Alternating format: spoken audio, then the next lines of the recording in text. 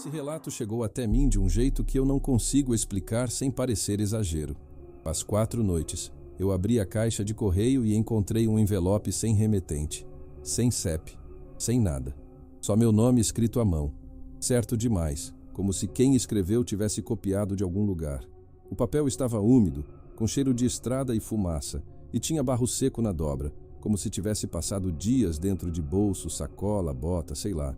Dentro tinham folhas amassadas, 7 ou 8, cheias de uma letra que começa firme e termina miúda, tremida. Como se no final, a mão já não quisesse mais escrever aquilo. Eu li uma vez e fiquei um tempo olhando para a parede. Li de novo e tomei uma decisão. Não vou suavizar nada. Se eu tentar melhorar, eu estrago. O homem pediu para não revelar o nome. Então eu vou chamar ele de Edinaldo. O vilarejo tem nome, mas eu não vou dizer. No relato ele chama de Igarapé Fundo, no interior do Paraná. E o que você vai ouvir agora são as palavras dele. Eu não sou homem de escrever. Nunca fui. Minha letra é feia e tem palavra que eu erro e tem coisa que eu falo igual matuto mesmo. Mas eu tô escrevendo porque eu tô com medo de não dar tempo. E eu preciso que alguém saiba, nem que seja um estranho, porque o que aconteceu em Igarapé Fundo não foi lenda e não foi história de velho. Foi coisa viva, coisa que olhou para mim como quem escolhe. Eu morava num lugar pequeno, escondido no fundo do Paraná, do tipo que o povo de cidade acha que acabou, mas não acabou não. 200 e poucas almas, todo mundo se conhecendo pelo apelido. Tinha roça, tinha rio, tinha seresta e tinha aquela paz de lugar onde nada muda, até mudar. A primeira coisa errada não foi grito, não foi sangue, não foi uivo, foi um silêncio. Numa quinta-feira de setembro, eu acordei com o som do galo, como sempre. Mas os cachorros do vilarejo, os cachorros estavam calados. E cachorro de roça não fica calado assim. Eles latem para vento, para sombra, para coruja. Mas naquele dia não. Naquele dia, eu abri a porta e senti uma coisa no ar. Um cheiro que não combinava com manhã. Cheiro de couro velho, ferro e bicho molhado.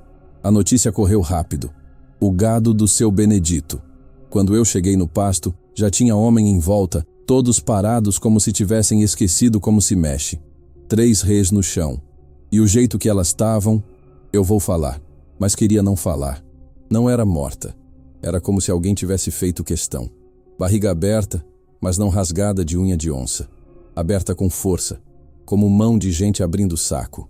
O pescoço de 2, arrancado. Não cortado, arrancado. Você via a carne esticada, o osso branco, aquela coisa de dentro que eu nunca mais quis ver. E o pior, não estava espalhado como o animal faz no desespero. Estava organizado, como se o bicho tivesse parado ali e trabalhado. Seu Benedito ficou encarando a beira da mata com o rosto duro e disse uma frase que ninguém esqueceu depois. Isso aqui não foi fome, foi aviso. Ninguém riu. E quando o homem não ri, é porque o medo já entrou por dentro. Naquela mesma noite, eu sonhei com um som. Não era uivo, era respiração.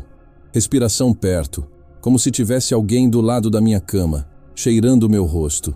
Eu acordei com o coração batendo no pescoço e a casa inteira quieta. O candeeiro apagado. A lua entrando pela fresta. Eu levantei e fui na janela. E tinha uma marca no barro da rua. Uma pegada só, bem na frente da minha porta. Funda demais para o peso de qualquer homem. 4 dedos. Unha comprida. E uma quinta marca atrás. Como se fosse um dedão torto. Eu fiquei olhando aquilo um tempo e tentando me convencer de que tinha explicação. Mas, enquanto eu olhava, eu ouvi, lá da mata, um estalo seco de galho.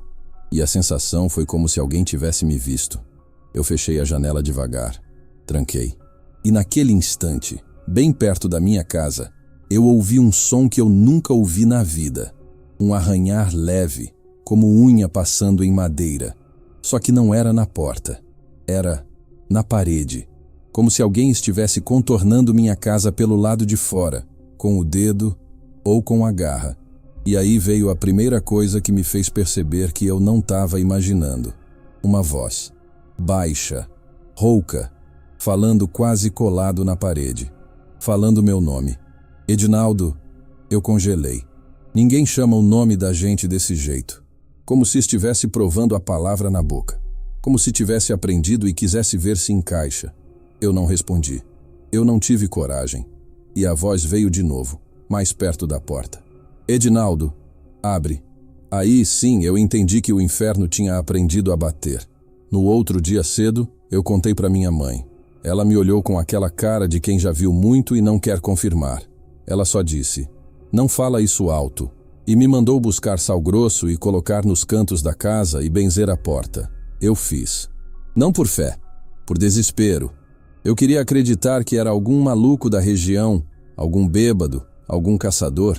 Queria mesmo. Só que, naquela tarde, veio a Dona Lourdes.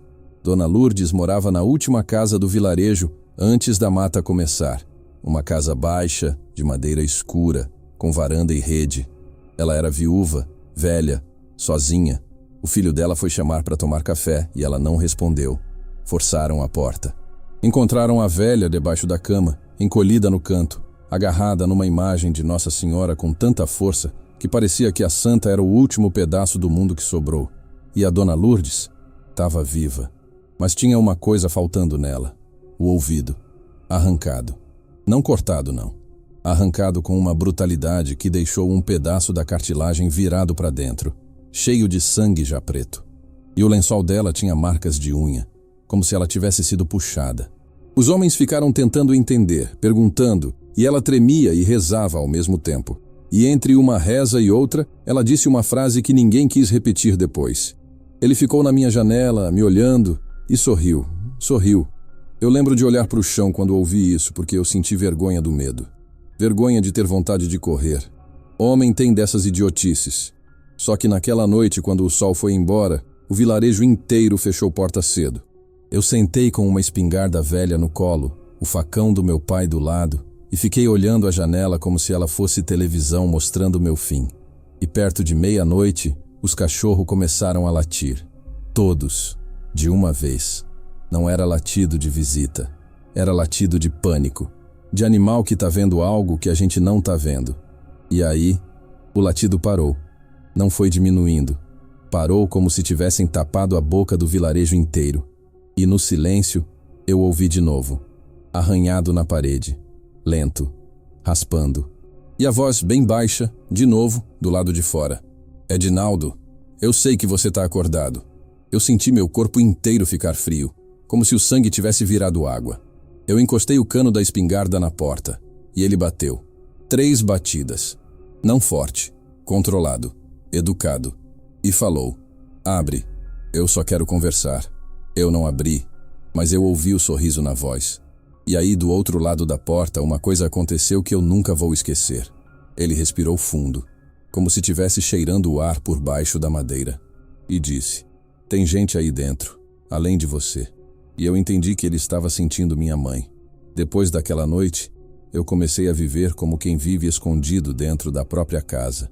Eu trabalhava na roça de dia, mas o corpo todo ficava atento. O olho não descansava. Eu parava de capinar e olhava para a mata como se ela fosse um buraco. E por alguns dias, nada aconteceu. O vilarejo inteiro ficou num tipo de paz, falsa, como se a coisa tivesse ido embora. Só que quem já foi caçado sabe. Quando fica silencioso demais, é porque o caçador tá perto. Foi num sábado, 10, 11 da manhã. Sol forte. Dia bonito. Desses que dá até raiva pensar em medo. Eu tava no milharal, sozinho. E senti na nuca aquela sensação. A mesma sensação de quando alguém para atrás de você e fica te olhando. Eu parei, devagar. Nada. Voltei a capinar. A sensação não foi embora. Aí eu olhei para o limite da mata. E vi. Entre 2 troncos, na sombra grossa, tinha uma silhueta em pé. Erguida como homem. Só que grande demais. Larga demais, e com uma cabeça que não era de gente. Focinho, escuro, orelha em ponta, e um olho. Não era reflexo do sol, era luz de dentro. Eu larguei a enxada e ela caiu no chão sozinha, porque minha mão abriu sem eu mandar. A criatura inclinou a cabeça para o lado, devagar, como cachorro curioso. E eu vi que ela estava me reconhecendo. A boca abriu, mostrando o dente, e o som que saiu não foi uivo ainda.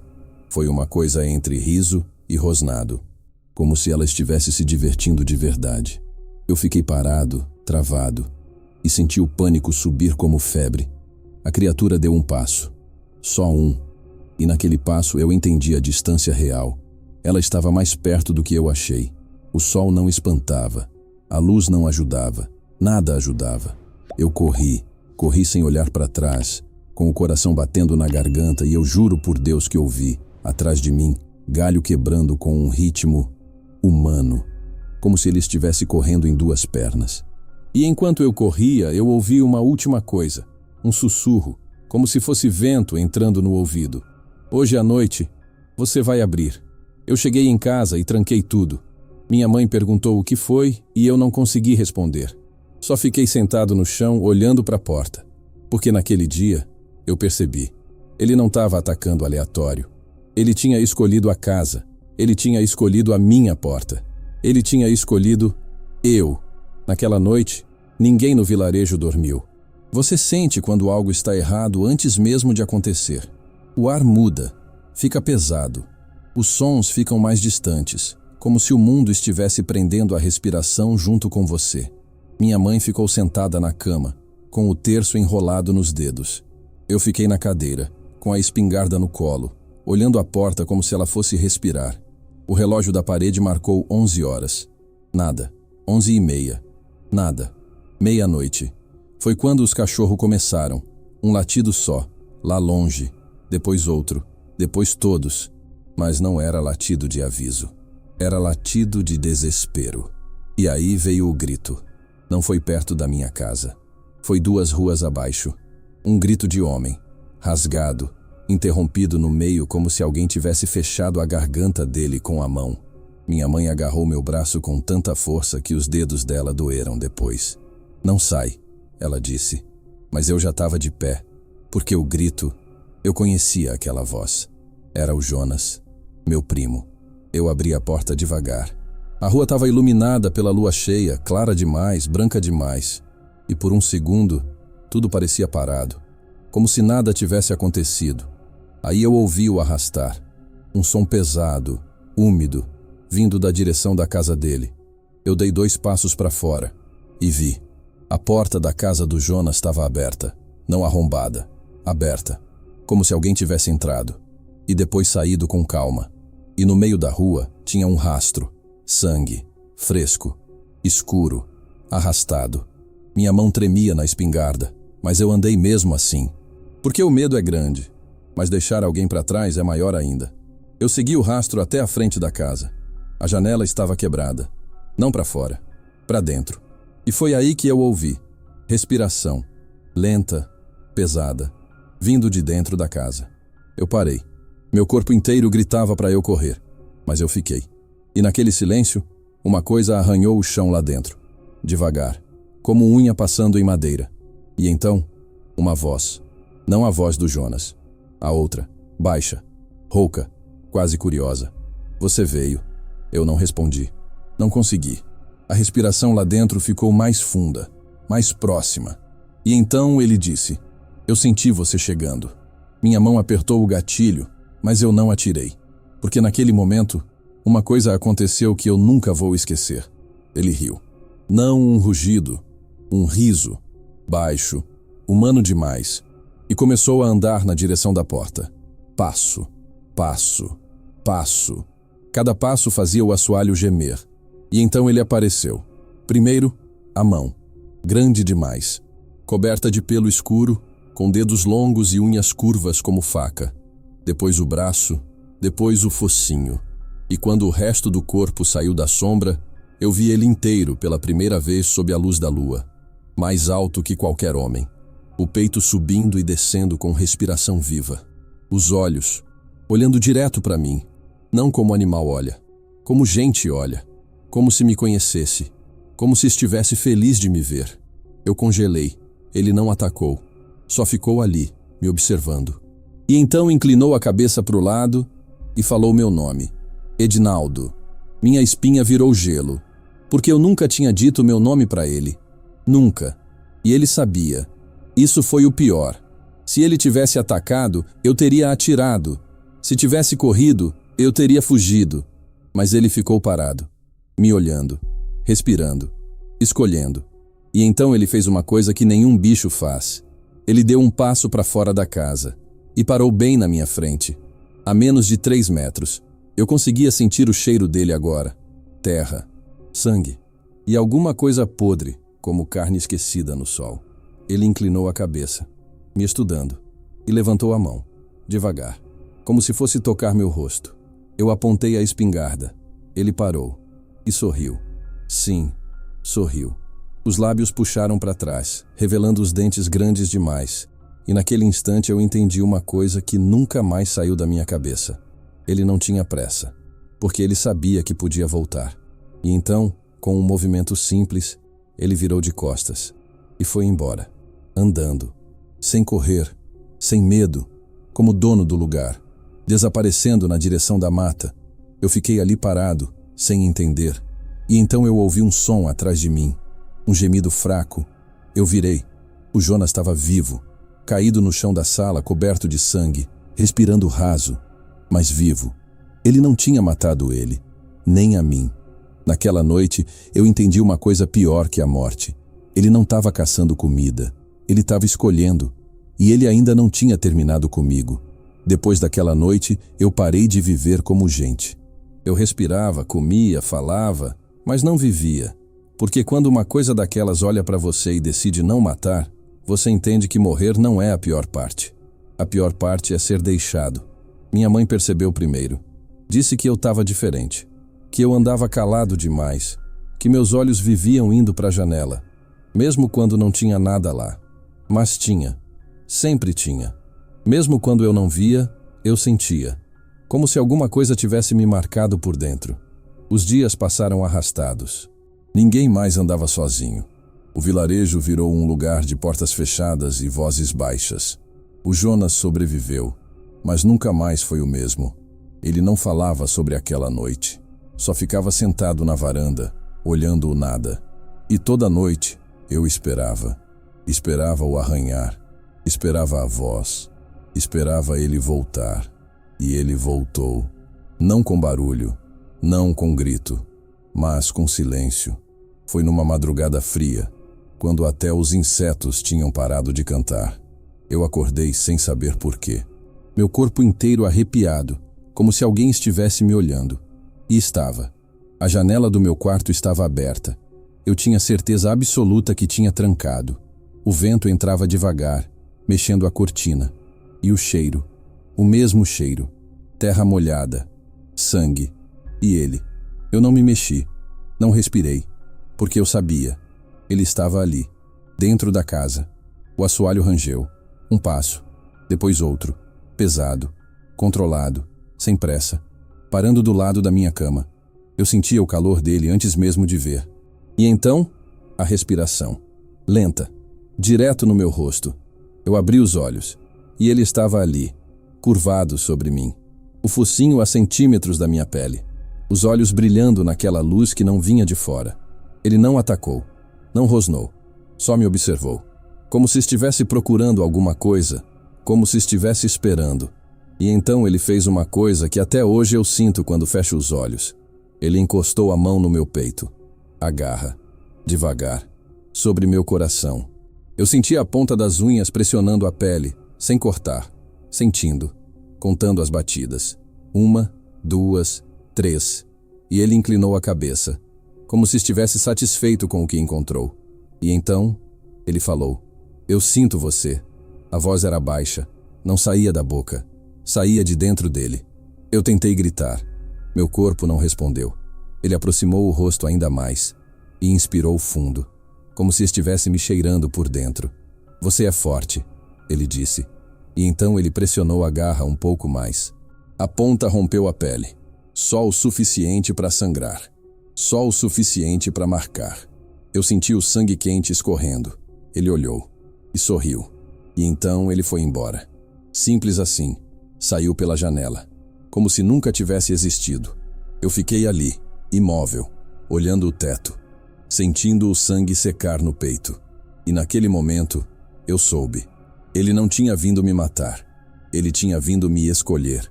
No dia seguinte, a marca ainda estava lá. 4 pequenos cortes, curvos, rasos. Mas não era só isso. Alguma coisa dentro de mim tinha mudado. O primeiro sinal foi o som. Eu comecei a ouvir coisas que nunca ouvi antes. O vento passando entre as folhas, mesmo quando estava longe. O barulho dos insetos dentro da terra. O coração das pessoas quando eu ficava perto demais. Era fraco, mas estava lá. Depois veio o cheiro. Eu sentia cheiro de sangue onde ninguém mais sentia. Cheiro de medo. Cheiro de carne. Minha mãe percebeu que eu não comia direito. Mas não era falta de fome. Era outro tipo de fome. Uma que não tinha nome. E então vieram os sonhos. Eu corria. Corria pela mata com uma velocidade que nenhum corpo humano aguenta. O chão passava rápido demais. O ar entrava forte demais. E eu não estava sozinho. Eu sentia ele, perto, observando, esperando. Na terceira noite depois que ele me tocou, eu acordei do lado de fora da casa, descalço, coberto de terra, com sangue nas mãos. Mas não era meu. Eu levantei devagar e ouvi, lá no fundo da mata, um uivo. E pela primeira vez, eu entendi o que ele dizia. Eu tentei mentir para mim mesmo. Disse que o sangue nas minhas mãos era de algum animal pequeno. Disse que eu tinha saído dormindo. Disse que o cansaço estava mexendo com minha cabeça. Mas o corpo não mente. Ele lembra, mesmo quando a mente tenta fugir. Naquela manhã, quando eu entrei em casa, minha mãe estava sentada na mesa. Ela olhou para mim, depois olhou para as minhas mãos. Ela não perguntou nada, mas eu vi o medo nos olhos dela. Eu lavei o sangue na pia. A água ficou escura, depois clara de novo. Mas o cheiro demorou a sair. Passei o dia inteiro com uma sensação estranha, como se minha pele estivesse apertada demais para o que estava dentro dela. Cada som parecia alto demais. Cada movimento das pessoas parecia lento demais. E quando o sol começou a se pôr, eu senti o medo crescer dentro de mim. Não medo dele, medo de mim. A lua subiu devagar naquela noite, cheia, branca, observando. Eu tentei ficar dentro de casa. Tranquei a porta, tranquei a janela. Sentei no chão com as costas na parede, respirando fundo, tentando manter o controle. Mas o controle não era mais meu. Começou com dor. Não dor de corte, dor de dentro. Como se meus ossos estivessem sendo apertados por mãos invisíveis. Eu caí de joelhos. Minha respiração ficou pesada. Meu coração batia forte demais. Rápido demais. Errado. Eu tentei chamar minha mãe, mas a voz não saiu. Saiu outra coisa. Um som baixo. Gutural. Estranho. Eu senti meus dedos endurecendo. As unhas pressionando a pele. Meu corpo inteiro tremia. E então veio o som. Um estalo. Depois outro. Vindo de dentro de mim. Eu caí no chão, incapaz de resistir. Minha visão ficou turva. Mas mesmo assim, eu vi minhas mãos. Mudando. Os dedos se alongando. A pele escurecendo. Algo crescendo. Algo que sempre esteve lá. Esperando. Minha última lembrança daquela noite foi o gosto. Sangue. Quente. Vivo. E uma sensação que eu nunca tinha sentido antes. Liberdade. Eu acordei com frio. O corpo doía, mas não como antes. Era um cansaço diferente. Profundo. Eu estava deitado na terra. Nu. Coberto de sangue seco. E não estava em casa. Eu estava na mata. Demorei um tempo até conseguir levantar. Minha cabeça girava, mas eu conseguia ouvir tudo. Insetos. Vento. E uma coisa mais fraca. Um som que fez meu estômago se contrair. Respiração. Atrás de mim. Eu virei devagar. E vi. Uma cabra. Deitada no chão. O pescoço aberto. Os olhos ainda abertos. Mas não estava viva. Eu olhei para minhas mãos. Cobertas de sangue. O sangue dela. Minha respiração ficou pesada. Não por esforço. Por reconhecimento. Porque no fundo, eu sabia. Eu sabia exatamente o que tinha feito. Não como lembrança, mas como sensação, como eco, como instinto satisfeito. Eu caí de joelhos e vomitei. Não pelo gosto, mas pela consciência. Porque naquele momento, eu entendi a verdade. Ele não tinha me escolhido por acaso. Ele tinha me escolhido para continuar. Eu voltei para casa antes do sol nascer. Entrei em silêncio. Minha mãe estava acordada, sentada na mesma cadeira, esperando. Ela olhou para mim, para meu corpo, para meus olhos e começou a chorar. Não disse uma palavra, porque ela já sabia. Mães sempre sabem. Eu tentei falar. Tentei dizer que não era culpa minha, mas no fundo, eu não tinha certeza. Os dias passaram e eu comecei a perceber. Ele nunca tinha ido embora, porque ele não precisava mais. Agora, ele estava aqui, dentro, esperando. A lua cheia voltou 1 mês depois, e eu senti ele acordar de novo. Mais forte, mais perto, mais meu. Eu tentei fugir naquela noite. Corri para longe do vilarejo, para longe das pessoas, para longe dela. Mas enquanto eu corria, eu ouvi, atrás de mim, passos pesados, acompanhando, no mesmo ritmo. Eu parei. Os passos pararam. Eu respirei. Ele respirou. E então eu entendi a verdade final. Eu nunca fui perseguido. Eu nunca fui escolhido. Eu fui preparado, porque o lobisomem nunca quis me matar. Ele quis me tornar ele. Eu fiquei. Eu não fui embora. Essa é a primeira coisa que você precisa entender. Eu pensei em fugir. Pensei em pegar a estrada, desaparecer, ir para a cidade grande onde ninguém conhece ninguém. Mas eu sabia que não adiantaria, porque não era o lugar. Era eu. Eu era o lugar agora. As primeiras semanas foram as piores. Eu tentava me trancar, tentava me amarrar, tentava resistir. Algumas noites eu acordava no chão da casa, com o corpo inteiro dolorido e a garganta seca, com gosto de ferro na boca. Outras noites, eu acordava na mata. Sempre voltava antes do amanhecer. Sempre sozinho. Mas o vilarejo começou a mudar. Os cachorros começaram a desaparecer. Depois as galinhas, depois as cabras. E com o tempo, as pessoas começaram a ir embora também. Uma família de cada vez. Sem despedida, sem explicação. Só portas fechadas e casas vazias. Eu não precisava perguntar o motivo. Eu via o medo nos olhos deles quando olhavam para mim. Eles não sabiam, mas sentiam. O corpo sempre sente primeiro. Minha mãe foi a última a ficar. Ela nunca disse que sabia. Nunca disse que suspeitava. Mas numa noite, enquanto eu estava sentado na varanda, ela colocou a mão sobre a minha e disse uma coisa que eu nunca vou esquecer. Você ainda é meu filho. Eu quis acreditar nisso. Mas naquela mesma noite, quando a lua subiu, eu ouvi o uivo sair da minha própria garganta. E eu vi o medo entrar nos olhos dela pela primeira vez. Ela não disse nada.